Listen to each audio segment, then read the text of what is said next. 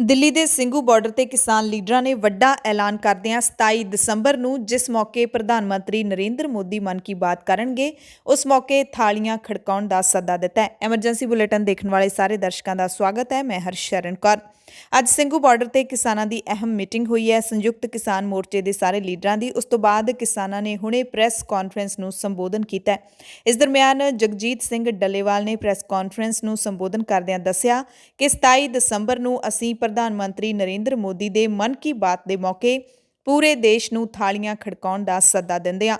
ਅਸੀਂ ਸਭ ਨੂੰ ਅਪੀਲ ਕਰਦੇ ਹਾਂ ਕਿ ਹਰ ਕੋਈ ਇਸ ਮੌਕੇ ਜਿੰਨਾ ਚਿਰ ਪ੍ਰਧਾਨ ਮੰਤਰੀ ਨਰਿੰਦਰ ਮੋਦੀ ਆਪਣੇ ਮਨ ਕੀ ਬਾਤ ਕਰਦੇ ਰਹਿਣਗੇ, ਉਹਨਾਂ ਚਿਰ ਹਰ ਕੋਈ ਆਪੋ ਆਪਣੇ ਘਰ ਦੇ ਵਿੱਚ ਜਾਂ ਜਿੱਥੇ ਵੀ ਹੋਵੇ ਥਾਲੀਆਂ ਖੜਕਾਵੇ। ਜਿੰਨਾ ਚਿਰ ਪ੍ਰਧਾਨ ਮੰਤਰੀ ਬੋਲਦੇ ਰਹਿਣ, ਉਹਨਾਂ ਚਿਰ ਥਾਲੀਆਂ ਖੜਕਾ ਕੇ ਉਹਨਾਂ ਨੂੰ ਜਗਾਉਣ ਦੀ ਕੋਸ਼ਿਸ਼ ਕੀਤੀ ਜਾਵੇ ਕਿ ਤੁਸੀਂ ਆਪਣੇ ਮਨ ਕੀ ਬਾਤ ਕਰ ਰਹੇ ਹੋ, ਪਰ ਤੁਸੀਂ ਲੋਕਾਂ ਦੇ ਮਨ ਦੀ ਗੱਲ ਕਿਉਂ ਨਹੀਂ ਸੁਣ ਰਹੇ। ਇਸ ਦੌਰਾਨ ਕਿਸਾਨ ਲੀਡਰਾਂ ਨੇ ਇਹ ਵੀ ਐਲਾਨ ਕੀਤਾ ਹੈ ਕਿ ਹਰਿਆਣਾ ਦੇ ਵਿੱਚ 25 ਤੋਂ ਲੈ ਕੇ 27 ਦਸੰਬਰ ਤੱਕ ਸਾਰੇ ਟੋਲ ਪਲਾਜ਼ੇ ਮੁਫਤ ਕੀਤੇ ਜਾਣਗੇ। ਯਾਨੀ ਕਿ ਜਿਵੇਂ ਪੰਜਾਬ ਦੇ ਵਿੱਚ 1 ਅਕਤੂਬਰ ਤੋਂ ਟੋਲ ਪਲਾਜ਼ਿਆਂ ਦੇ ਬਾਹਰ ਧਰਨੇ ਦਿੱਤੇ ਗਏ ਨੇ, ਸਾਰੇ ਟੋਲ ਪਲਾਜ਼ਿਆਂ ਤੋਂ ਮੁਫਤ ਵਾਹਨਾਂ ਨੂੰ ਲੰਘਾਇਆ ਜਾ ਰਿਹਾ ਹੈ, ਉਸ ਤਰੀਕੇ ਨਾਲ ਹਰਿਆਣਾ ਦੇ ਵਿੱਚ ਵੀ 25, 26 ਤੇ 27 ਦਸੰਬਰ ਨੂੰ ਸਾਰੇ ਟੋਲ ਪਲਾਜ਼ਾ ਫ੍ਰੀ ਕਰ ਦਿੱਤੇ ਜਾਣਗੇ। ਸਵਰਾਜ ਪਾਰਟੀ ਦੇ ਪ੍ਰਧਾਨ ਯੋਗੇਂਦਰ ਯਾਦਵ ਵੀ ਪ੍ਰੈਸ ਕਾਨਫਰੰਸ ਮੌਕੇ ਸ਼ਾਮਲ ਸਨ। ਯੋਗੇਂਦਰ ਯਾਦਵ ਨੇ ਹਰਿਆਣਾ ਦੇ ਵਿੱਚ ਬੀਜੇਪੀ ਦੇ ਵੱਲੋਂ ਜਿਸ ਤਰੀਕੇ ਦੀ ਸਿਆਸਤ SYL ਦੇ ਮੁੱਦੇ ਨੂੰ ਲੈ ਕੇ ਕੀਤੀ ਜਾ ਰਹੀ ਹੈ, ਉਸ ਤੇ ਕਾਫੀ ਸਰਕਾਰ ਦੇ ਉੱਤੇ ਭੜਕੇ।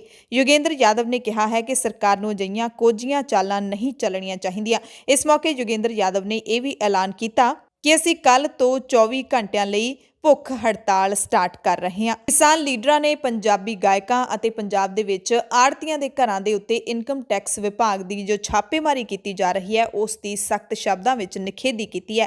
ਕਿਸਾਨ ਲੀਡਰਾਂ ਨੇ ਇਸ ਨੂੰ ਕੇਂਦਰ ਸਰਕਾਰ ਦਾ ਬਦਲਾ ਕਰਾਰ ਦਿੱਤਾ ਹੈ ਕਿ ਕੇਂਦਰ ਸਰਕਾਰ ਕਿਸਾਨਾਂ ਦੀ ਹਮਾਇਤ ਕਰਨ ਵਾਲੇ ਲੋਕਾਂ ਨੂੰ ਜਾਣਬੁੱਝ ਕੇ ਤੰਗ ਪਰੇਸ਼ਾਨ ਕਰ ਰਹੀ ਹੈ। ਇਸ ਮੌਕੇ ਕਿਸਾਨ ਲੀਡਰ ਰਾਕੇਸ਼ ਟਿਕੈਤ ਨੇ ਇਹ ਵੀ ਐਲਾਨ ਕੀਤਾ ਕਿ 23 ਦਸੰਬਰ ਨੂੰ ਕਿਸਾਨ ਦਿਵਸ ਦੇ ਵਜੋਂ ਪੂਰੇ ਦੇਸ਼ ਦੇ ਵਿੱਚ ਮਨਾਇਆ ਜਾਵੇ ਅਤੇ ਮੈਂ ਲੋਕਾਂ ਨੂੰ ਅਪੀਲ ਕਰਦਾ ਕਿ ਇਸ ਦਿਨ ਕਿਸਾਨਾਂ ਦੇ ਹੱਕ ਦੇ ਵਿੱਚ ਪੂਰੇ ਦਿਨ ਦੇ ਵਿੱਚੋਂ ਤੁਸੀਂ ਆਪਣਾ ਇੱਕ ਵਾਰੀ ਦਾ ਭੋਜਨ ਜ਼ਰੂਰ ਛੱਡ ਦਿਓ। ਯਾਨੀ ਕਿ ਕਿਸਾਨ ਲੀਡਰਾਂ ਨੇ 23 ਦਸੰਬਰ ਨੂੰ ਕਿਸਾਨ ਦਿਵਸ ਵਜੋਂ ਮਨਾਉਣ ਦਾ ਐਲਾਨ ਕੀਤਾ ਤੇ ਇਸ ਮੌਕੇ ਲੋਕਾਂ ਨੂੰ ਇੱਕ ਮੌਕੇ ਦਾ ਭੋਜਨ ਛੱਡਣ ਦੀ ਅਪੀਲ ਕੀਤੀ ਹੈ। ਇਸ ਦੌਰਾਨ ਇਹ ਵੀ ਜਾਣਕਾਰੀ ਦਿੱਤੀ ਕਿਸਾਨ ਲੀਡਰਾਂ ਨੇ ਕਿ ਕੇਂਦਰ ਦੇ ਵੱਲੋਂ ਪਾਸ ਕੀਤੇ ਖੇਤੀ ਕਾਨੂੰਨ ਰੱਦ ਕਰਵਾਉਣ ਦੇ ਲਈ ਅਸੀਂ NDA ਦੀਆਂ ਭਾਈਵਾਲ ਪਾਰਟੀਆਂ ਦੇ ਨਾਲ ਮਿਲਾਂਗੇ। NDA ਨੈਸ਼ਨਲ ਡੈਮੋਕ੍ਰੈਟਿਕ ਅਲਾਇੰਸ ਹੈ ਅਤੇ ਇਹੀ ਅਲਾਇੰਸ ਦੀ ਸਰਕਾਰ ਹੈ, ਜਿਹੜੀ BJP ਦੀ ਭਾਈਵਾਲੀ ਸਰਕਾਰ ਹੈ, ਉਹੀ ਕੇਂਦਰ ਦੇ ਉੱਤੇ ਕਾਬਜ਼ ਹੈ ਇਸ ਵਕਤ। ਤੇ ਕਿਸਾਨ ਲੀਡਰਾਂ ਨੇ ਇਹ ਫੈਸਲਾ ਕੀਤਾ ਹੈ ਕਿ ਕੇਂਦਰ ਸਰਕਾਰ ਦੀਆਂ ਭਾਈਵਾਲ ਪਾਰਟੀਆਂ ਦੇ ਨਾਲ ਅਸੀਂ ਮੁਲਾਕਾਤਾਂ ਕਰਕੇ ਖੇਤੀ ਕਾਨੂੰਨ ਰੱਦ ਕਰਵਾਉਣ ਦੀ ਅਪੀਲ ਕਰਾਂਗੇ। ਆਉਂਦੇ ਦਿਨਾਂ ਦੇ ਵਿੱਚ ਕਿਸਾਨ ਲੀਡਰਾਂ ਦੀ NDA ਦੀਆਂ ਭਾਈਵਾਲ ਪਾਰਟੀਆਂ ਦੇ ਨਾਲ ਬੈਠਕ ਹੋ ਸਕਦੀ ਹੈ, ਪਰ ਕੇਂਦਰ ਸਰਕਾਰ ਦੇ ਵੱਲੋਂ ਹਾਲੇ ਕਿਸਾਨਾਂ ਨੂੰ ਗੱਲਬਾਤ ਦਾ ਕੋਈ ਵੀ ਸੱਦਾ ਨਹੀਂ ਮਿਲਿਆ। ਇਸ ਦਰਮਿਆਨ ਇਹ ਵੀ ਖਬਰ ਮਿਲ ਰਹੀ ਹੈ ਕਿ ਕਿਸਾਨ ਜਥੇਬੰਦੀਆਂ ਨੇ ਪ੍ਰਧਾਨ ਮੰਤਰੀ ਨਰਿੰਦਰ ਮੋਦੀ ਤੇ ਖੇਤੀਬਾੜੀ ਮੰਤਰੀ ਨਰਿੰਦਰ ਤੋਮਰ ਦੇ ਨਾਂ ਖੁੱਲੀ ਚਿੱਠੀ ਲਿਖੀ ਹੈ ਤੇ ਕਿਹਾ ਹੈ ਕਿ ਕਿਸਾਨਾਂ ਦੇ ਵਿਰੋਧ ਪ੍ਰਦਰਸ਼ਨ ਨੇ ਵਿਰੋਧੀ ਪਾਰਟੀਆਂ ਨੂੰ ਆਪਣਾ ਪੱਖ ਬਦਲਣ ਲਈ ਮਜਬੂਰ ਕਰ ਦਿੱਤਾ ਹੈ, ਨਾ ਕਿ ਉਹਨਾਂ ਦੇ ਕਰਕੇ ਕਿਸਾਨ ਅੰਦੋਲਨ ਤੇਜ਼ ਹੋਇਆ। ਕਿਸਾਨ ਜਥੇਬੰਦੀਆਂ ਨੇ ਕਿਹਾ ਕਿ ਸਰਕਾਰ ਸਾਡੇ ਸੰਘਰਸ਼ ਬਾਰੇ ਕੂੜ ਪ੍ਰਚਾਰ ਕਰਨਾ ਬੰਦ ਕਰੇ ਕਿ ਸਾਡੇ ਸੰਘਰਸ਼ ਨੂੰ ਵਿਰੋਧੀ ਪਾਰਟੀਆਂ ਚਲਾ ਰਹੀਆਂ ਨੇ। ਅੱਜ ਕਿਸਾਨ ਜਥੇਬੰਦੀਆਂ ਵਿਰੋਧ ਪ੍ਰਦਰਸ਼ਨ ਦੌਰਾਨ ਮਾਰੇ ਗਏ ਕਿਸਾਨਾਂ ਦੀ ਯਾਦ ਦੇ ਵਿੱਚ ਸ਼ਰਧਾਂਜਲੀ ਦਿਵਸ ਮਨਾ ਰਹੀਆਂ ਸਨ। ਕਿਸਾਨ ਜਥੇਬੰਦੀਆਂ ਦੀ ਯੋਜਨਾ ਹੈ ਕਿ ਉਹ ਇਹ ਦਿਨ ਘੱਟੋ-ਘੱਟ 1 ਲੱਖ ਪਿੰਡਾਂ ਵਿੱਚ ਲੋਕਾਂ ਤੱਕ ਪਹੁੰਚ ਕਾਇਮ ਕਰਨ ਦੇ ਲਈ ਅੱਜ ਕਿਸਾਨ ਜਥੇਬੰਦੀਆਂ ਦੇ ਐਲਾਨ ਦੇ ਉੱਤੇ ਪੂਰੇ ਦੇਸ਼ ਦੇ ਵਿੱਚ ਵਿਰੋਧ ਪ੍ਰਦਰਸ਼ਨਾਂ ਦੌਰਾਨ ਸ਼ਹੀਦ ਹੋਣ ਵਾਲੇ ਕਿਸਾਨਾਂ ਦੀ ਯਾਦ ਦੇ ਵਿੱਚ ਸ਼ਰਧਾਂਜਲੀ ਸਮਾਗਮ ਮਨਾਏ ਗਏ। ਕਿਸਾਨ ਜਥੇਬੰਦੀਆਂ ਦੇ ਨਾਲ ਕਈ ਦੌਰਾਂ ਦੀ ਗੱਲਬਾਤ ਤੋਂ ਬਾਅਦ ਕਿਸਾਨਾਂ ਦਾ ਮੁੱਦਾ ਸੁਲਝਾਉਣ ਦੇ ਲਈ ਕਈ ਕਿਸਾਨ ਜਥੇਬੰਦੀਆਂ ਦੇ ਨਾਲ ਗੈਰ ਰਸਮੀ ਗੱਲਬਾਤ ਹੈ ਜਿਹੜੀ ਉਹ ਸਰਕਾਰ ਦੇ ਵੱਲੋਂ ਕੀਤੀ ਜਾ ਰਹੀ ਹੈ। ਕਿਸਾਨ ਜਥੇਬੰਦੀਆਂ ਦਾ ਕਹਿਣਾ ਹੈ ਕਿ ਸਰਕਾਰ ਦੇ ਖੇਤੀ ਕਾਨੂੰਨਾਂ ਤੋਂ ਵੱਡੀਆਂ ਕੰਪਨੀਆਂ ਨੂੰ ਲਾਹਾ ਪਹੁੰਚੇਗਾ, ਨਾ ਕਿ ਕਿਸਾਨਾਂ ਨੂੰ। 2 ਦਿਨ ਪਹਿਲਾਂ ਕੇਂਦਰੀ ਖੇਤੀਬਾੜੀ ਮੰਤਰੀ ਨਰਿੰਦਰ ਤੋਮਰ ਨੇ ਕਿਸਾਨਾਂ ਦੇ ਨਾਂ ਇੱਕ ਖੁੱਲੀ ਚਿੱਠੀ ਲਿਖੀ ਸੀ ਤੇ ਕਿਸਾਨ ਜਥੇਬੰਦੀਆਂ ਨੇ ਇਸ ਚਿੱਠੀ ਦਾ ਨੁਕਤਾ ਦਰ ਨੁਕਤਾ ਉੱਤਰ ਦਿੱਤਾ ਹੈ ਤੇ ਕਿਹਾ ਕਿ ਸਾਡੀ ਸਿਰਫ ਇਹੀ ਮੰਗ ਹੈ ਕਿ ਖੇਤੀ ਕਾਨੂੰਨਾਂ ਨੂੰ ਰੱਦ ਕਰ ਦਿੱਤਾ ਜਾਵੇ। ਕਿਸਾਨ ਮਜ਼ਦੂਰ ਸੰਘਰਸ਼ ਕਮੇਟੀ ਅਤੇ ਭਾਰਤੀ ਕਿਸਾਨ ਯੂਨੀਅਨ ਏਕਤਾ ਉਗਰਾਹਾਂ ਨੇ ਵੀ ਸਿੰਘੂ ਬਾਰਡਰ ਦੇ ਉੱਤੇ ਪ੍ਰੈਸ ਕਾਨਫਰੰਸ ਕੀਤੀ ਅਤੇ ਕੇਂਦਰ ਸਰਕਾਰ ਤੇ ਨਿਸ਼ਾਨਾ ਸਾਧਦਿਆਂ ਕਿਹਾ ਕਿ ਕਿਸਾਨੀ ਅੰਦੋਲਨ ਵਿੱਚ ਸਿੱਖ, ਹਿੰਦੂ, ਮੁਸਲਮਾਨ ਸਾਰੇ ਸ਼ਾਮਿਲ ਨੇ। ਇੱਥੇ ਜਾਤ ਜਾਂ ਧਰਮ ਦੀ ਲੜਾਈ ਨਹੀਂ ਹੈ, ਇਹ ਤਾਂ ਕਿੱਤੇ ਦੀ ਲੜਾਈ ਹੈ। ਪੰਜਾਬ ਤੋਂ ਵੱਡੇ ਪੱਧਰ ਤੇ ਸਮਰਥਨ ਮਿਲ ਰਿਹਾ ਹੈ ਕਿਸਾਨੀ ਸੰਘਰਸ਼ ਨੂੰ ਤੇ ਧਾਰਮਿਕ ਸੰਸਥਾਵਾਂ ਸੰਸਥਾਵਾਂ ਕਿਸਾਨਾਂ ਨੂੰ ਹਰ ਲੋੜੀਂਦੀ ਚੀਜ਼ ਮੁਹੱਈਆ ਕਰਵਾ ਰਹੀਆਂ ਨੇ, ਪਰ ਕੇਂਦਰ ਸਰਕਾਰ ਨੂੰ ਲੋਕਾਂ ਦਾ ਕਿਸਾਨਾਂ ਨੂੰ ਦਿੱਤਾ ਜਾ ਰਿਹਾ ਸਮਰਥਨ ਚੁੱਭ ਰਿਹਾ ਹੈ। ਇਸ ਕਰਕੇ ਕਿਸਾਨੀ ਸੰਘਰਸ਼ ਨੂੰ ਖਤਮ ਕਰਨ ਦੇ ਲਈ ਸਰਕਾਰ ਹਰ ਹੀਲਾ ਵਰਤ ਰਹੀ ਹੈ ਤੇ ਜਦੋਂ ਸਾਰੇ ਹੀਲੇ ਖਤਮ ਹੋ ਗਏ ਉਦੋਂ ਹੀ ਇਹ ਗੱਲਬਾਤ ਲਈ ਅੱਗੇ ਆਉਣਗੇ। ਉਹਨਾਂ ਕਿਹਾ ਕਿ ਛੋਟੇ-ਮੋਟੇ ਗੱਲਬਾਤ ਦੇ ਸੱਦਿਆਂ ਦੇ ਨਾਲ ਮਸਲੇ ਦਾ ਹੱਲ ਨਹੀਂ ਹੋਣਾ। ਸਰਕਾਰ ਖੇਤੀ ਕਾਨੂੰਨਾਂ ਨੂੰ ਰੱਦ ਕਰੇ।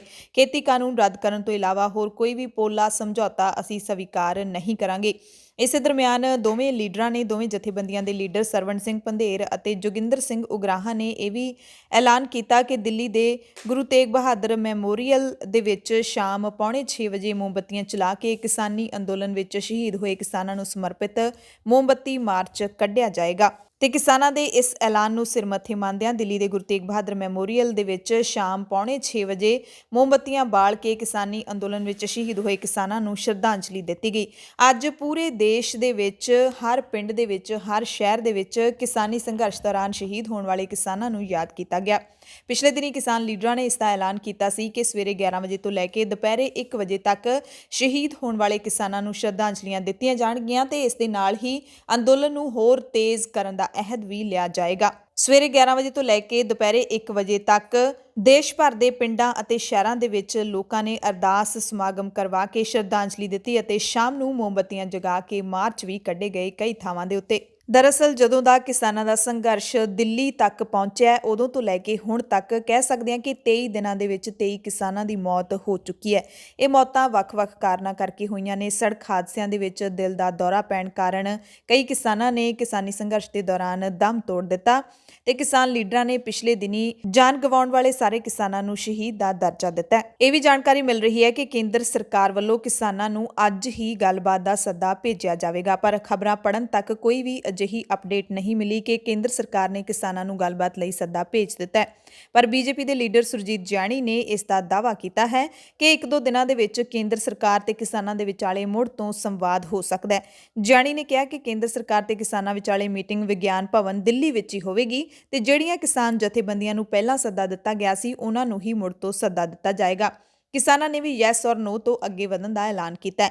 ਕਿਸਾਨਾਂ ਨੇ ਕਿਹਾ ਕਿ ਮਸਲੇ ਦਾ ਹੱਲ ਗੱਲਬਾਤ ਕੀਤਿਆਂ ਹੀ ਨਿਕਲੇਗਾ।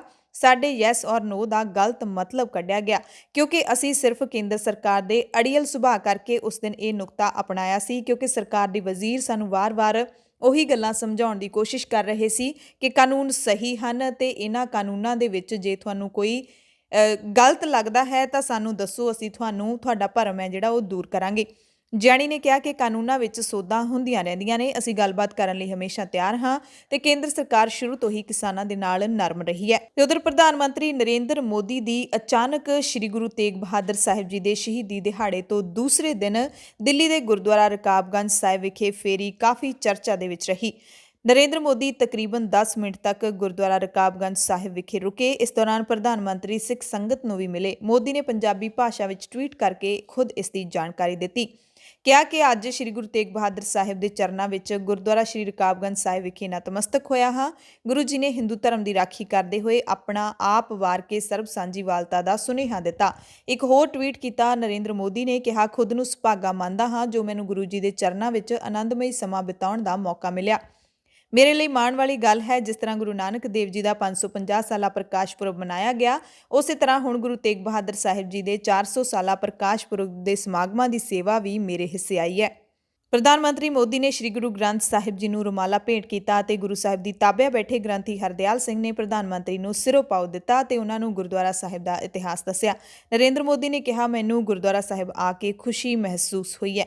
ਇਸ ਮੌਕੇ ਮੋਦੀ ਨੇ ਸੇਵਾਦਾਰਾਂ ਤੇ ਸ਼ਰਧਾਲੂਆਂ ਨਾਲ ਤਸਵੀਰਾਂ ਖਿਚਾਈਆਂ ਅਤੇ ਸੋਸ਼ਲ ਮੀਡੀਆ ਉੱਤੇ ਸਾਂਝੀਆਂ ਕੀਤੀਆਂ। ਗੁਰਦੁਆਰਾ ਰਕਾਬਗੰਜ ਸਾਹਿਬ ਇਤਿਹਾਸਿਕ ਅਸਥਾਨ ਹੈ ਜਿੱਥੇ ਸ੍ਰੀ ਗੁਰੂ ਤੇਗ ਬਹਾਦਰ ਸਾਹਿਬ ਜੀ ਦੇ ਧੜ ਦਾ ਅੰਤਿਮ ਸੰਸਕਾਰ ਕੀਤਾ ਗਿਆ ਸੀ। ਜਿਸ ਵਕਤ ਪ੍ਰਧਾਨ ਮੰਤਰੀ ਨਰਿੰਦਰ ਮੋਦੀ ਗੁਰਦੁਆਰਾ ਰਕਾਬਗੰਜ ਸਾਹਿਬ ਵਿਖੇ ਨਤਮਸਤਕ ਹੋ ਰਹੇ ਸੀ ਤਾਂ ਕਥਾਵਾਚਕ ਭਾਈ ਸਾਹਿਬ ਜੈ ਜੈਵੰਤੀ ਮਹੱਲਾ 9ਵਾਂ ਦੀ ਕਥਾ ਕਰ ਰਹੇ ਸੀ। ਉਸ ਵਕਤ ਭਾਈ ਸਾਹਿਬ ਦੇ ਬੋਲ ਸੀ ਕਿ ਧਾਰਮਿਕ ਗ੍ਰੰਥਾਂ ਨੂੰ ਪੜ੍ਹਿਆ ਵੀ, ਧਾਰਮਿਕ ਗ੍ਰੰਥਾਂ ਨੂੰ ਸੁਣਿਆ ਵੀ, ਪਰ ਇਹਨਾਂ ਵਿੱਚ ਜੋ ਉਪਦੇਸ਼ ਸੀ ਮਾਨਵਤਾ ਦੇ ਭਲੇ ਵਾਸਤੇ ਗੁਰੂ ਤੇਗ ਬਹਾਦਰ ਸਾਹਿਬ ਜੀ ਕਹਿੰਦੇ, ਜੇ ਤੂੰ ਮਨ ਵਿੱਚ ਵਿਚਾਰ ਨਾ ਕੀਤੀ, ਮਾਨਵਤਾ ਦੇ ਭਲੇ ਦੀ ਵਿਚਾਰਧਾਰਾ ਜੇ ਤੇਰੇ ਜੀਵਨ ਵਿੱਚ ਨਾ ਆਈ ਤਾਂ ਇੱਕ ਗੱਲ ਦਾ ਖਿਆਲ ਰੱਖੀ, ਜਦੋਂ ਕਾਲ ਨੇ ਆਉਣਾ ਹੈ, ਧਰਮਰਾਜ ਦੇ ਜਮਦੂਤ ਆਉਣਗੇ। ਜਦੋਂ ਕਾਲ ਤੇਰੇ ਸਿਰ ਤੇ ਆ ਕੇ ਗਲ ਵਿੱਚ ਫਾਹੀ ਪਾ ਲਈ ਤਾਂ ਫਿਰ ਕਿੱਥੇ ਭੱਜੇਗਾ? ਕਾਲ ਤੋਂ ਕੋਈ ਬਚਿਆ, ਕਾਲ ਤੋਂ ਕੋਈ ਭੱਜ ਸਕਿਆ। ਇਸ ਤਰ੍ਹਾਂ ਦੇ ਜਿਹੜੇ ਬੋਲ ਨੇ ਉਸ ਵਕਤ ਗੁਰਦੁਆਰਾ ਸਾਹਿਬ ਦੇ ਵਿੱਚ ਸੁਣਾਈ ਦੇ ਰਹੇ ਸੀ। ਪੰਜਾਬ ਦੇ ਕਈ ਆੜ੍ਹਤੀਆਂ ਦੇ ਖਿਲਾਫ ਇਨਕਮ ਟੈਕਸ ਵਿਭਾਗ ਵੱਲੋਂ ਕੀਤੀ ਜਾ ਰਹੀ ਛਾਪੇਮਾਰੀ ਦੇ ਖਿਲਾਫ ਪੰਜਾਬ ਦੇ ਮੁੱਖ ਮੰਤਰੀ ਕੈਪਟਨ ਅਮਰਿੰਦਰ ਸਿੰਘ, ਅਕਾਲੀ ਦਲ ਦੇ ਪ੍ਰਧਾਨ ਸੁਖਬੀਰ ਸਿੰਘ ਬਾਦਲ ਨੇ ਸਖਤ ਨੋਟਿਸ ਲੈਂਦੇ ਹੋਏ ਇਸ ਨੂੰ ਕੇਂਦਰ ਦੀ ਬਦਲੇ ਦੀ ਸਿਆਸਤ ਦੱਸਿਆ ਤੇ ਹੁਣ ਪੰਜਾਬ ਦੀ ਆੜ੍ਹਤੀਆ ਐਸੋਸੀਏਸ਼ਨ ਨੇ ਵੀ ਕੇਂਦਰ ਦੇ ਇਸ ਕਦਮ ਦਾ ਸਖਤ ਵਿਰੋਧ ਸ਼ੁਰੂ ਕਰ ਦਿੱਤਾ ਹੈ। ਆੜ੍ਹਤੀਆ ਐਸੋਸੀਏਸ਼ਨ ਨੇ ਜਵਾਬ ਦੇਣ ਲਈ 3 ਰਣਨੀਤੀਆਂ ਤਿਆਰ ਕੀਤੀਆਂ ਨੇ। ਸਭ ਤੋਂ ਪਹਿਲੀ ਕਿ ਆੜ੍ਹਤੀਆ ਐਸੋਸੀਏਸ਼ਨ 22 ਦਸੰਬਰ ਤੋਂ 25 ਦਸੰਬਰ ਦੌਰਾਨ ਪੰਜਾਬ ਦੀਆਂ ਸਾਰੀਆਂ ਮੰਡੀਆਂ ਨੂੰ ਬੰਦ ਰੱਖੇਗਾ। ਆੜ੍ਹਤੀਆਂ ਦੀ 5 ਮੈਂਬਰੀ ਕਮੇਟੀ ਦਿੱਲੀ ਦੀਆਂ ਕਿਸਾਨ ਜਥੇਬੰਦੀਆਂ ਨਾਲ ਮੀਟਿੰਗ ਕਰਕੇ ਅਗਲੀ ਰਣਨੀਤੀ ਦਾ ਐਲਾਨ ਕਰੇਗੀ।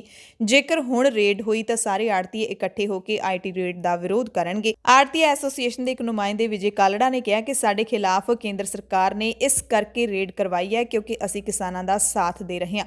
ਪੂਰੇ ਪੰਜਾਬ ਤੋਂ ਵੱਡੀ ਗਿਣਤੀ ਵਿੱਚ ਆੜ੍ਹਤੀਆ ਐਸੋਸੀਏਸ਼ਨ ਵੀ ਕਿਸਾਨਾਂ ਦੀ ਹਮਾਇਤ ਲਈ ਦਿੱਲੀ ਪਹੁੰਚੇ ਨੇ। ਕਿਸਾਨ ਵੀ ਆੜ੍ਹਤੀਆਂ ਨਾਲ ਰਿਸ਼ਤੇ ਖਤਮ ਕਰਨ ਦੇ ਵਿਰੋਧ ਵਿੱਚ ਹੀ ਖੇਤੀ ਕਾਨੂੰਨ ਦਾ ਵਿਰੋਧ ਕਰ ਰਹੇ ਨੇ। ਦਿੱਲੀ ਦੀਆਂ ਸਰਹੱਦਾਂ ਦੇ ਉੱਤੇ ਕਿਸਾਨਾਂ ਦਾ ਸੰਘਰਸ਼ ਦਿਨੋਂ ਦਿਨ ਤਿੱਖਾ ਹੁੰਦਾ ਜਾ ਰਿਹਾ ਹੈ। ਕਿਸਾਨਾਂ ਨੂੰ ਹਰ ਵਰਗ ਦਾ ਪੂਰਾ ਸਮਰਥਨ ਮਿਲ ਰਿਹਾ ਹੈ, ਪਰ ਇਸ ਦਰਮਿਆਨ ਬਹੁਤ ਹੀ ਨਿਰਾਸ਼ ਕਰਨ ਵਾਲੀਆਂ ਤੇ ਉਦਾਸ ਕਰਨ ਵਾਲੀਆਂ ਖਬਰਾਂ ਵੀ ਲਗਾਤਾਰ ਮਿਲ ਰਹੀਆਂ ਨੇ। ਦਿੱਲੀ ਮੋਰਚੇ ਤੋਂ ਪਰਤੇ ਇੱਕ ਕਿਸਾਨ ਨੇ ਹੁਣ ਖੁਦਕੁਸ਼ੀ ਕਰ ਲਈ ਹੈ। ਨੌਜਵਾਨ ਕਿਸਾਨ ਦੀ ਉਮਰ ਸਿਰਫ 22 ਸਾਲ ਦੀ ਸੀ। ਨਾਮ ਗੁਰਲਾਬ ਸਿੰਘ ਸੀ, ਜਿਸ ਨੇ ਜ਼ਹਿਰ ਖਾ ਕੇ ਖੁਦਕੁਸ਼ੀ ਕਰ ਲਈ ਹੈ। ਗੁਰਲਾਬ ਸਿੰਘ 2 ਦਿਨ ਪਹਿਲਾਂ ਹੀ ਕਿਸਾਨੀ ਸੰਘਰਸ਼ ਤੋਂ ਵਾਪਸ ਮੁੜਿਆ ਸੀ। ਗੁਰਲਾਬ ਸਿੰਘ ਕਿਸਾਨਾਂ ਦੇ ਮਸਲੇ ਦਾ ਹੱਲ ਨਾ ਨਿਕਲਣ ਕਾਰਨ ਪਰੇਸ਼ਾਨ ਸੀ। ਗੁਰਲਾਬ ਸਿੰਘ ਦੇ ਸਿਰ 6.5 ਲੱਖ ਰੁਪਏ ਦਾ ਕਰਜ਼ਾ ਵੀ ਸੀ। ਖੁਦਕੁਸ਼ੀ ਕਰਨ ਵਾਲਾ ਨੌਜਵਾਨ ਕਿਸਾਨ ਰਾਮਪੁਰਾ ਫੂਲ ਦਾ ਰਹਿਣ ਵਾਲਾ ਸੀ। ਉੱਤਰਾਖੰਡ ਦੇ ਵਿੱਚ ਸਿੱਖ ਭਾਈਚਾਰੇ ਨੇ ਸਿੱਖਾਂ ਦੇ ਹੀ ਬਾਈਕਾਟ ਦਾ ਸੱਦਾ ਕਿਉਂ ਦਿੱਤਾ ਹੈ, ਇਹ ਤੁਹਾਨੂੰ ਦੱਸਦੇ ਹਾਂ ਕਿ ਉੱਤਰਾਖੰਡ ਦੇ ਬਹੁ ਗਿਣਤੀ ਸਿੱਖਾਂ ਨੇ ਕੇਂਦਰ ਸਰਕਾਰ ਵੱਲੋਂ ਲਿਆਂਦੇ 3 ਖੇਤੀ ਕਾਨੂੰਨਾਂ ਦੀ ਜਿਹੜੇ ਹਮਾਇਤ ਕਰ ਰਹੇ ਸਿੱਖ ਨੇ ਉਹਨਾਂ ਦੇ ਸਮਾਜਿਕ ਬਾਈਕਾਟ ਦਾ ਹੁਣ ਸੱਦਾ ਦੇ ਦਿੱਤਾ ਹੈ। ਇਸ ਦੇ ਨਾਲ ਹੀ ਉਹਨਾਂ ਨੇ ਉੱਤਰ ਪ੍ਰਦੇਸ਼ ਤੇ ਉੱਤਰਾਖੰਡ ਦੇ ਕਿਸਾਨਾਂ ਨੂੰ ਦਿੱਲੀ ਦੇ ਬਾਰਡਰਾਂ ਤੇ ਧਰਨਾ ਦੇ ਰਹੇ ਕਿਸਾਨਾਂ ਦੀ ਹਮਾਇਤ ਵਿੱਚ ਦਿੱਲੀ ਪਹੁੰਚਣ ਦੀ ਅਪੀਲ ਵੀ ਕੀਤੀ ਹੈ। ਟਾਈਮਜ਼ ਆਫ ਇੰਡੀਆ ਦੀ ਖਬਰ ਦੇ ਮੁਤਾਬਿਕ ਉੱਤਰਾਖੰਡ ਤੇ ਯੂਪੀ ਦੇ ਸਿੱਖਾਂ ਦੀਆਂ ਜਥੇਬੰਦੀਆਂ ਦੇ ਪ੍ਰਧਾਨ ਜਸਵੀਰ ਸਿੰਘ ਨੇ ਦੱਸਿਆ ਕਿ ਉੱਤਰਾਖੰਡ ਦੇ ਮੁੱਠੀ ਭਰ ਸਿੱਖ ਸੂਬੇ ਦੇ ਸਿੱਖਿਆ ਮੰਤਰੀ ਅਰਵਿੰਦ ਪਾਂਡੇ ਨਾਲ ਕੇਂਦਰੀ ਖੇਤੀਬਾੜੀ ਮੰਤਰੀ ਨਰਿੰਦਰ ਸਿੰਘ ਤੋਮਰ ਕੋਲ ਖੇਤੀ ਕਾਨੂੰਨਾਂ ਦੀ ਹਮਾਇਤ ਕਰਨ ਗਏ ਸੀ। ਉਹਨਾਂ ਨੇ ਦਾਅਵਾ ਕੀਤਾ ਕਿ ਉਹਨਾਂ ਵਿੱਚੋਂ ਕਈਆਂ ਨੇ ਸਿੱਖ ਲੱਗਣ ਵਾਸਤੇ ਹੀ ਦਸਤਾਰਾਂ ਬੰਨੀਆਂ ਹੋਈਆਂ ਸੀ। ਬਹੁਤੇ ਤਾਂ ਕਿਸਾਨ ਵੀ ਨਹੀਂ ਸਨ, ਸਗੋਂ ਰੇਤੇ ਬਜਰੀ ਦੇ ਕਾਰੋਬਾਰ ਨੇ। ਉਹਨਾਂ ਨੇ ਕਿਹਾ ਕਿ ਕਾਨੂੰਨ ਪੱਖੀ ਸਿੱਖਾਂ ਦਾ ਇੱਕ ਵਫਦ ਜ਼ਿਲ੍ਹਾ ਮੈਜਿਸਟ੍ਰੇਟ ਨੂੰ ਕਾਨੂੰਨਾਂ ਦੀ ਹਮਾਇਤ ਦਾ ਪੱਤਰ ਦੇਣ ਵੀ ਗਿਆ ਸੀ, ਜਦਕਿ ਵੱਡੀ ਗਿਣਤੀ ਵਿੱਚ ਭਾਈਚਾਰੇ ਦੇ ਲੋਕਾਂ ਨੇ ਉਹਨਾਂ ਦਾ ਕਾਲੇ ਝੰਡੇ ਦਿਖਾ ਕੇ ਵਿਰੋਧ ਕੀਤਾ ਸੀ ਤੇ ਹੁਣ ਅਸੀਂ ਇਹਨਾਂ ਦੇ ਸਮਾਜਿਕ ਬਾਈਕਾਟ ਦਾ ਸੱਦਾ ਦਿੰਦੇ ਹਾਂ। ਸੋਨੀਪਤ ਨੇੜੇ ਕੁੰਡਲੀ ਬਾਰਡਰ ਦੇ ਉੱਤੇ ਇੱਕ ਕਿਸਾਨ ਵੱਖਰੇ ਤਰੀਕੇ ਦੇ ਨਾਲ ਪ੍ਰਦਰਸ਼ਨ ਕਰ ਰਿਹਾ ਹੈ। ਵਿਰੋਧ ਕਰਨ ਵਾਲੇ ਕਿਸਾਨ ਨੇ ਆਪਣੇ ਸਰੀਰ ਨੂੰ ਜੰਜੀਰਾਂ ਬੰਨ੍ਹ ਕੇ ਪ੍ਰਦਰਸ਼ਨ ਕੀਤਾ। ਪ੍ਰਦਰਸ਼ਨਕਾਰੀ ਕਿਸਾਨ ਦਾ ਨਾਮ ਕਮਲ ਸਿੰਘ ਹੈ, ਜੋ ਪੰਜਾਬ ਦੇ ਅਮਰੋਹਾ ਦਾ ਵਸਨੀਕ ਹੈ। ਕਿਸਾਨ ਨੇ ਸੁਨੇਹਾ ਦੇਣ ਦੀ ਕੋਸ਼ਿਸ਼ ਕੀਤੀ ਹੈ ਅਜਿਹਾ ਕਰਕੇ ਕਿ ਅਸੀਂ ਗੋਰਿਆਂ ਤੋਂ ਤਾਂ ਆਜ਼ਾਦ ਹੋ ਗਏ ਹਾਂ, ਪਰ ਉਸ ਤੋਂ ਬਾਅਦ ਸਾਡੀ ਆਜ਼ਾਦੀ ਕਾਲਿਆਂ ਦੇ ਹੱਥ ਵਿੱਚ ਚਲੀ ਗਈ ਹੈ ਤੇ ਹੁਣ ਵੀ ਅਸੀਂ ਜੰਜੀਰਾਂ ਦੇ ਵਿੱਚ ਜਕੜੇ ਹੋਏ ਹਾਂ। ਅਸੀਂ ਆਜ਼ਾਦ ਵੀ ਨਹੀਂ ਹੋਏ ਸਾਂ ਤੇ ਸਾਡੀ ਆਜ਼ਾਦੀ ਉਦੋਂ ਤੋਂ ਖੋਹ ਲਈ ਹੈ ਜਦੋਂ ਤੋਂ ਸਰਕਾਰ ਇਹਨਾਂ 3 ਕਾਲੇ ਕਾਨੂੰਨਾਂ ਨੂੰ ਲੈ ਕੇ ਆਈ ਹੈ। ਕਿਸਾਨ ਨੇ ਕਿਹਾ ਕਿ ਪ੍ਰਧਾਨ ਮੰਤਰੀ ਨਰਿੰਦਰ ਮੋਦੀ ਨੂੰ ਹਾਲੇ ਵੀ ਅਸੀਂ ਬਹੁਤ ਹੀ ਨਿਮਰਤਾ ਦੇ ਨਾਲ ਅਪੀਲ ਕਰਦੇ ਹਾਂ ਕਿ ਉਹ ਕਿਸਾਨਾਂ ਦੇ ਮੁੱਦੇ ਤੇ ਮਨ ਕੀ ਬਾਤ ਵਿੱਚ ਗੱਲ ਕਰਨ ਤੇ ਕਹਿਣ, ਮੈਂ ਇਹਨਾਂ 3 ਕਾਲੇ ਕਾਨੂੰਨਾਂ ਨੂੰ ਕਿਸਾਨਾਂ ਦੇ ਹਿੱਤ ਵਿੱਚ ਵਾਪਸ ਲੈ ਰਿਹਾ ਤਾਂ ਫਿਰ ਅਸੀਂ ਹੱਸਦੇ ਹੋਏ ਆਪਣੇ ਘਰਾਂ ਨੂੰ ਵਾਪਸ ਚਲੇ ਜਾਵਾਂਗੇ।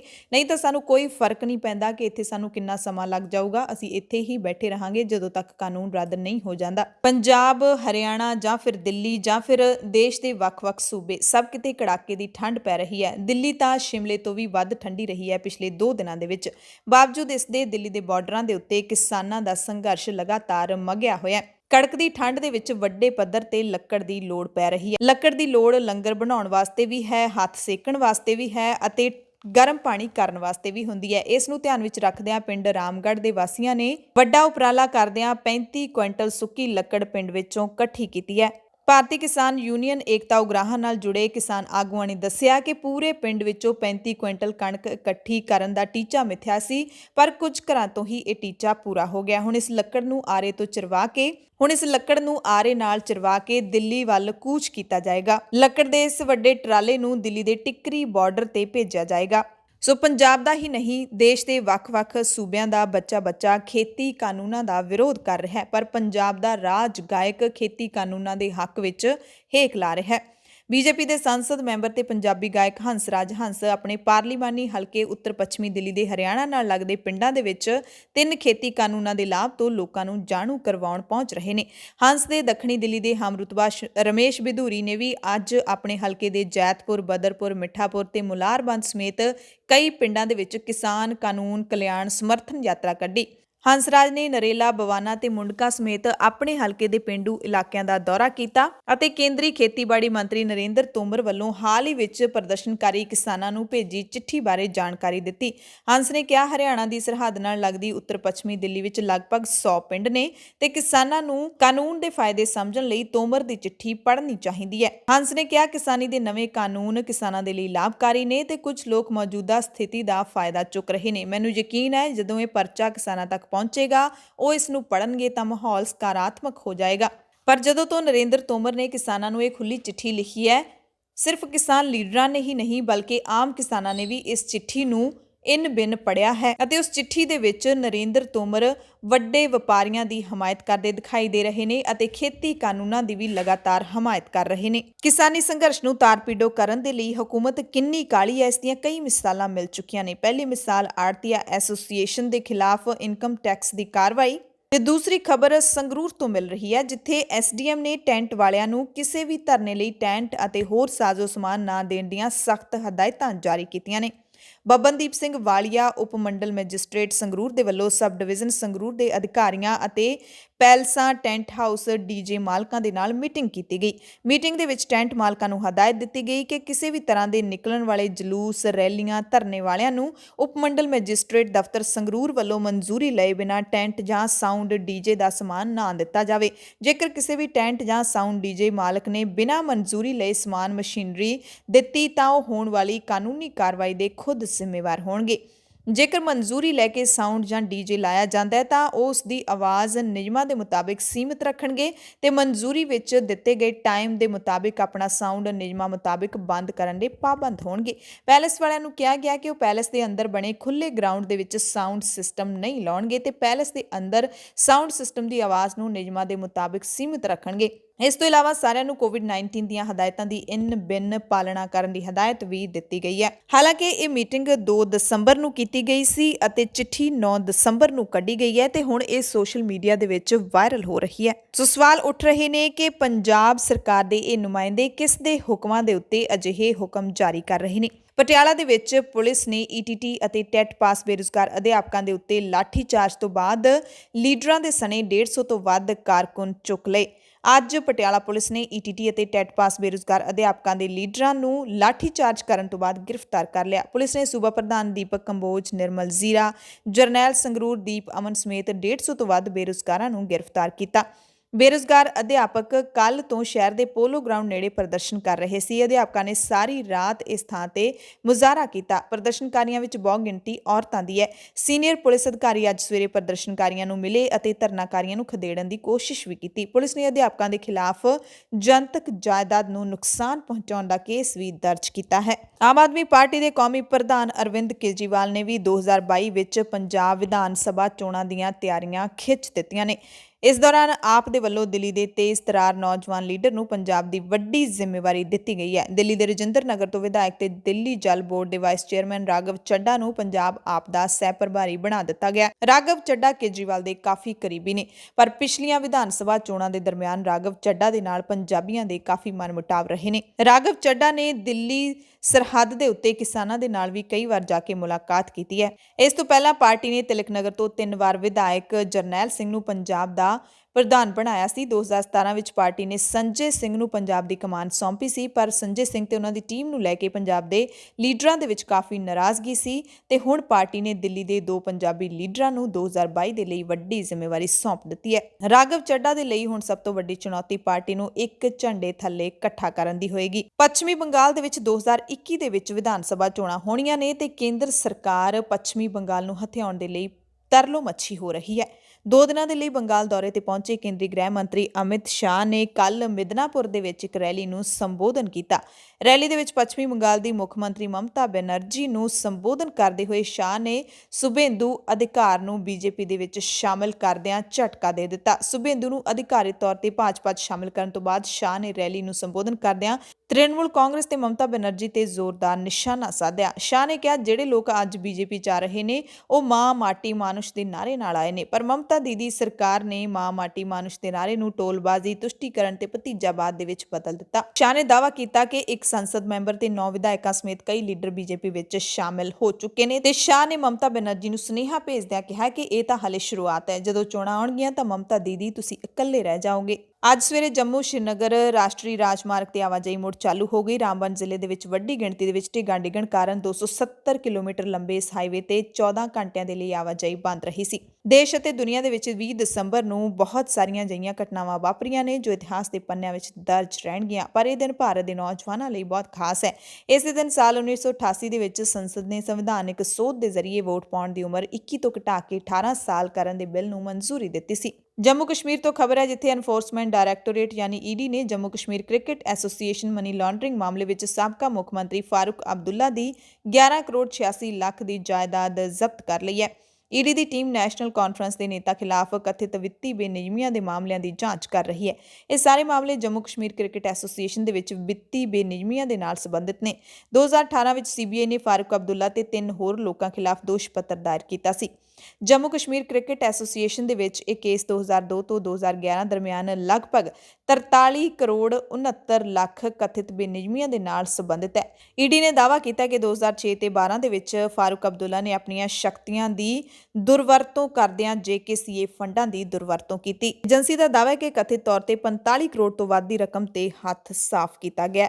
ਨੈਸ਼ਨਲ ਕਾਨਫਰੰਸ ਲੀਡਰ ਦੀਆਂ ਜਾਇਦਾਦਾਂ ਵਿੱਚ 3 ਰਿਹਾਇਸ਼ੀ, 1 ਵਪਾਰਕ ਜਾਇਦਾਦ ਤੇ 4 ਪਲਾਟ ਸ਼ਾਮਲ ਨੇ। ਸਾਰੀਆਂ ਜਾਇਦਾਦਾਂ ਦੀ ਕੀਮਤ 11 ਕਰੋੜ 86 ਲੱਖ ਹੈ, ਜਦੋਂ ਕਿ ਮਾਰਕੀਟ ਵਿੱਚ ਕੀਮਤ 60 ਤੋਂ 70 ਕਰੋੜ ਬਣਦੀ ਹੈ। ਇਸ ਮਾਮਲੇ ਤੇ ਪ੍ਰਤੀਕਿਰਿਆ ਦਿੰਦਿਆਂ ਨੈਸ਼ਨਲ ਕਾਨਫਰੰਸ ਨੇ ਕਿਹਾ ਹੈ ਕਿ ਉਹੀ ਹੋ ਰਿਹਾ ਹੈ ਜਿਸ ਦੀ ਅਸੀਂ ਉਮੀਦ ਕਰਦੇ ਸੀ। ਪਾਰਟੀ ਨੇ ਕਿਹਾ ਕਿ ਕੇਂਦਰ ਦੀ ਬੀਜੇਪੀ ਸਰਕਾਰ ਕਸ਼ਮੀਰ ਦੇ ਵਿੱਚ ਨਵੇਂ ਸਿਆਸੀ ਸਮੀਕਰਨ ਤੋੜਨ ਦੇ ਲਈ ਏਜੰਸੀਆਂ ਦੀ ਵਰਤੋਂ ਕਰ ਰਹੀ ਹੈ, ਕਿਉਂਕਿ ਬੀਜੇਪੀ ਆਪਣੇ ਵਿਰੋਧੀਆਂ ਦਾ ਸਿਆਸੀ ਤੌਰ ਤੇ ਮੁਕਾਬਲਾ ਕਰ ਹੀ ਨਹੀਂ ਸਕਦੀ। ਨੇਪਾਲ ਤੋਂ ਖਬਰ ਹੈ, ਜਿੱਥੇ ਰਾਸ਼ਟਰਪਤੀ ਵਿਦਿਆ ਦੇਵੀ ਭੰਡਾਰੀ ਨੇ ਅੱਜ ਪ੍ਰਧਾਨ ਮੰਤਰੀ ਕੇਪੀ ਸ਼ਰਮਾ ਓਲੀ ਦੀ ਸਿਫਾਰਿਸ਼ ਦੇ ਉੱਤੇ ਸੰਸਦ ਭੰਗ ਕਰ ਦਿੱਤੀ ਅਤੇ ਅਪ੍ਰੈਲ-ਮਈ ਦੇ ਵਿੱਚ ਆਮ ਚੋਣਾਂ ਕਰਵਾਉਣ ਦਾ ਐਲਾਨ ਕਰ ਦਿੱਤਾ ਹੈ। ਰਾਸ਼ਟਰਪਤੀ ਭੰਡਾਰੀ ਵੱਲੋਂ ਜਾਰੀ ਕੀਤੇ ਨੋਟਿਸ ਦੇ ਮੁਤਾਬਿਕ ਮੱਧਕਾਲੀ ਚੋਣਾਂ ਦੇ ਪਹਿਲੇ ਪੜਾਅ ਲਈ 30 ਅਪ੍ਰੈਲ ਤੇ ਦੂਸਰੇ ਪੜਾਅ ਲਈ 10 ਮਈ ਨੂੰ ਵੋਟਾਂ ਪੈਣਗੀਆਂ। ਇਸ ਤੋਂ ਪਹਿਲਾਂ ਨੇਪਾਲ ਦੇ ਪ੍ਰਧਾਨ ਮੰਤਰੀ ਕੇਪੀ ਸ਼ਰਮਾ ਓਲੀ ਨੇ ਅੱਜ ਹੋਈ ਮੰਤਰੀ ਮੰਡਲ ਦੀ ਹੰਗਾਮੀ ਬੈਠਕ ਦੇ ਵਿੱਚ ਸੰਸਦ ਭੰਗ ਕਰਨ ਦੀ ਸਿਫਾਰਿਸ਼ ਕੀਤੀ ਸੀ, ਜਿਸ ਤੇ ਰਾਸ਼ਟਰਪਤੀ ਨੇ ਮੋਹਰ ਲਾ ਦਿੱਤੀ। ਅਫਗਾਨਿਸਤਾਨ ਤੋਂ ਖਬਰ ਹੈ, ਜਿੱਥੇ ਰਾਜਧਾਨੀ ਕਾਬੁਲ ਦੇ ਵਿੱਚ ਅੱਜ ਕਾਰ ਬੰਬ ਧਮਾਕੇ ਵਿੱਚ ਘੱਟੋ-ਘੱਟ 8 ਵਿਅਕਤੀਆਂ ਦੀ ਮੌਤ ਹੋ ਗਈ। ਅਫਗਾਨਿਸਤਾਨ ਦੇ ਗ੍ਰਹਿ ਮੰਤਰੀ ਤਾਰਿਕ ਨੇ ਕਿਹਾ ਕਿ ਹਮਲੇ ਵਿੱਚ ਸੰਸਦ ਮੈਂਬਰ ਖਾਨ ਮੁਹੰਮਦ ਵਾਰਦਾਕ ਸਣੇ 15 ਤੋਂ ਵੱਧ ਹੋਰ ਲੋਕ ਜ਼ਖਮੀ ਵੀ ਹੋਏ ਨੇ। ਉਹਨਾਂ ਕਿਹਾ ਕਿ ਮ੍ਰਿਤਕਾਂ ਵਿੱਚ ਬੱਚੇ, ਔਰਤਾਂ ਤੇ ਬਜ਼ੁਰਗ ਸ਼ਾਮਿਲ ਨੇ। ਮਰਨ ਵਾਲਿਆਂ ਦੀ ਗਿਣਤੀ ਵੱਧ ਸਕਦੀ ਹੈ।